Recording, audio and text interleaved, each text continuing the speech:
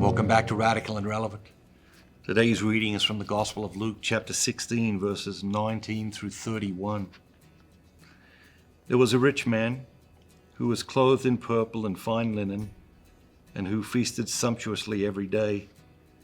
And at his gate lay a poor man named Lazarus, full of sores, who desired to be fed with what fell from the rich man's table.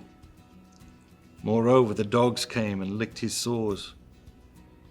The poor man died and was carried by the angels to Abraham's bosom.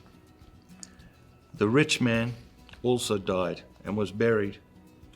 And in Hades, being in torment, he lifted up his eyes and saw Abraham far off and Lazarus in his bosom.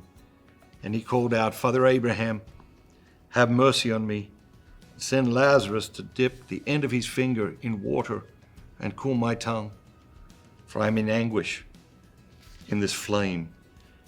But Abraham said, "Son, remember that you in your lifetime received your good things, and Lazarus in like manner evil things. But now he is comforted here, and you are in anguish.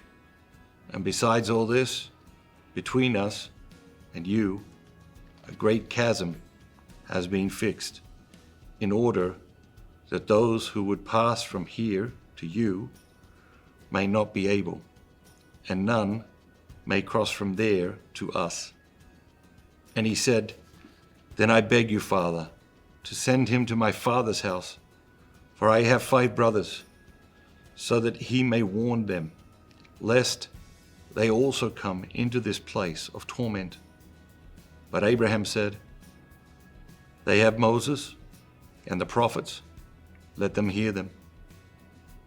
And he said, "No, Father Abraham, but if someone goes to them from the dead, they will repent." He said to them, "If they do not hear Moses and the prophets, neither will they be convinced if someone should rise from the dead." What jumps out at you today? I think the idea that you have this people with different experiences in this life and the next life, and a rich man trying to reach back to his descendants and to warn them. If people could reach back from the next life and warn you, what do you think they would warn you of today?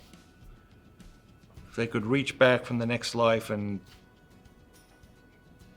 counsel you, advise you, what do you think they would advise you today?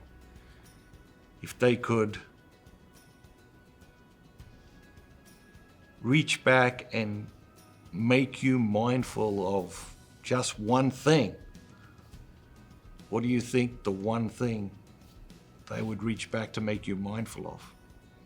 Or if there's one aspect of your life that they would encourage you to correct, what aspect of your life would they encourage you to correct? We hear earlier in the reading the mention of angels.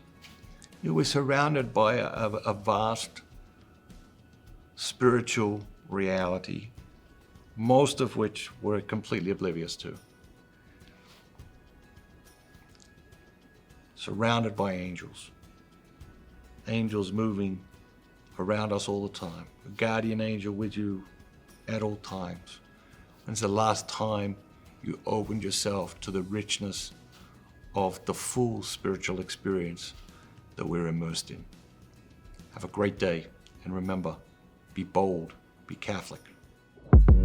When's the last time you allowed an experience to touch the very depths of your soul? That's from my new book, Slowing Down to the Speed of Joy. If you haven't had a chance to read it yet, I encourage you to pick up a copy. It's about probably one of the biggest struggles in my life, and that is to escape like the insanity of busyness and the insanity of the urgent, in order to allow experiences to touch the very depths of our soul, we do have to slow down to the speed of joy.